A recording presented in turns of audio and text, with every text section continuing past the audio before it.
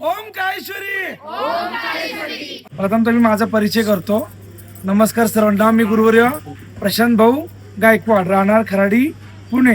आज ताईंचा कार्यक्रम आहे. उषाताई मच्छिंद्रदादा गायकवाड या ताईंचा आज गेनमाईचा कार्यक्रम आहे. काल लक्ष्मीचा जळ झाला.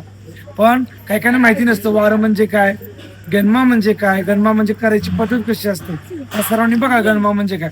आता नुसतं वारं येतं, खेळते, झुलते. आपण प्रत्येक जण आता पाठीमागे निंदाच करतात प्रत्येक जण, बरोबर ना. वारं येतं म्हणजे प्रत्येकाला वाटतं की गरीब लोकांनाच वारं येतं नाही का, ज्याच्याकडे खायला नाही त्या लोकांनाच वारं येतं. त्यांच्याच अंगात येतात. मोठ्या श्रीमंताच्या घरात वारं येत नाही.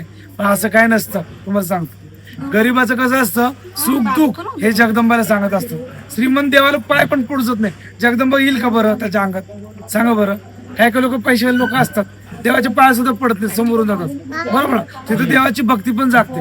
देव काय मोका आहे कोणाच्या अंगात यायला नाही. जिथं भक्ती श्रद्धा आपली आपुलकी देवाला सांगतो, तन मन धन आपण देवाला सांगतो.